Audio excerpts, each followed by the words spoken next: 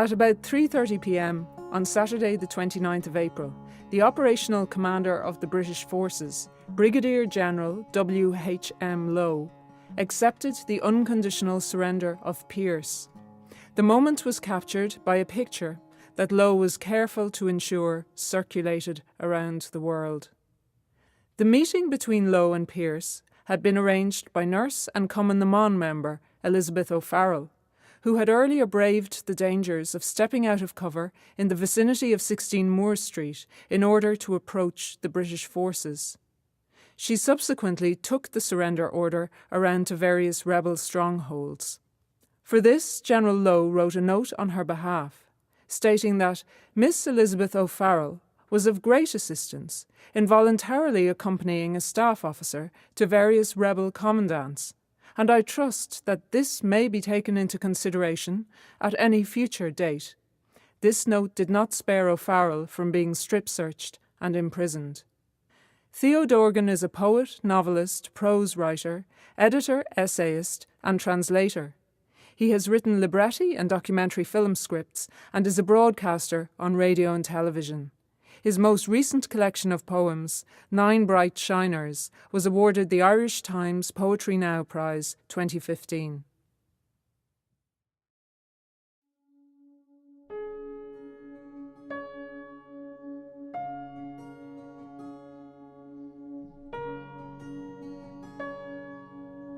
Miss, did you hear that, miss?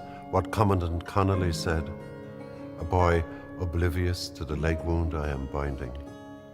When we were coming down Abbey Street, only yesterday, William O'Brien said, "Where are we going, Jim?" And the Commandant's answer, "We are going to be slaughtered." What do you think, miss? Is that the right of it, would you say? His eyes are away, caught by the crash of rifles, of glass sparkling inward from the explosion.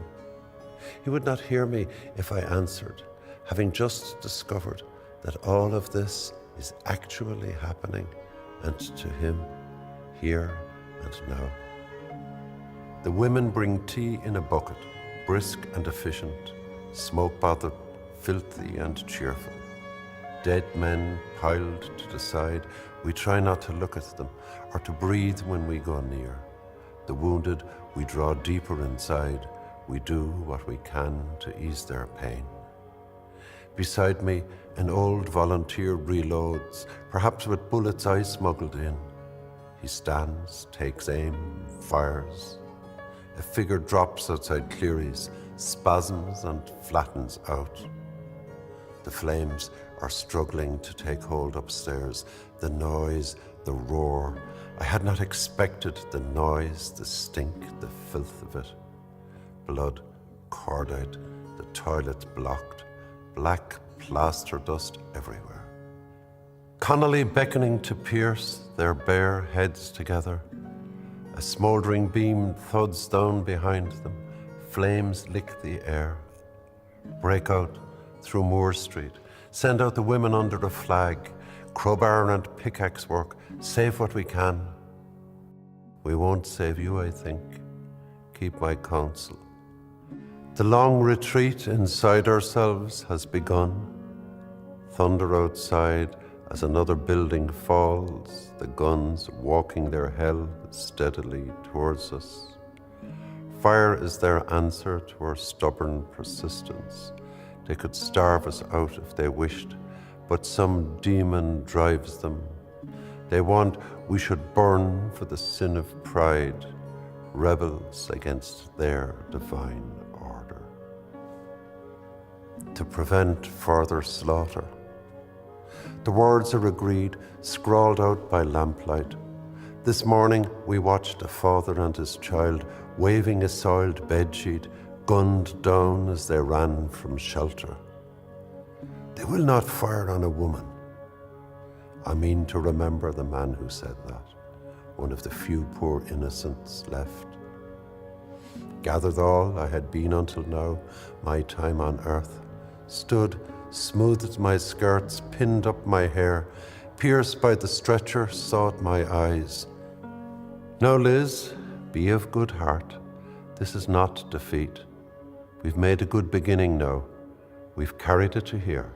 I bowed my head. I would not weep. The walls, the roof crashed in. Dead bodies in doorways, on the streets, this I remember. The stench, quick swarming flies.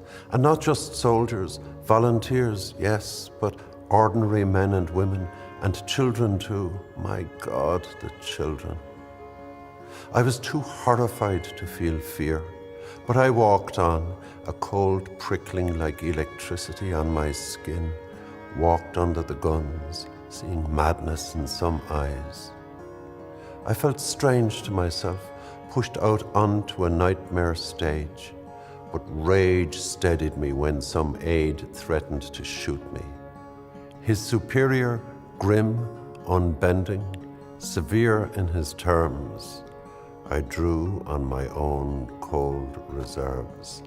I made him give his word. I caught the flash of sunlight on lens, saw the camera raised and time slowed. I made quick calculation, the general facing Pierce crisp and commanding, our own man upright but wearied by cares, flanked by a nurse, saw what would come of this, to what purpose it could be put. I stepped to one side, stood out of the record, for the dignity of our cause, yes, and for a second reason, one that came suddenly clear. I knew we would fight on, would rise from this burning carnage.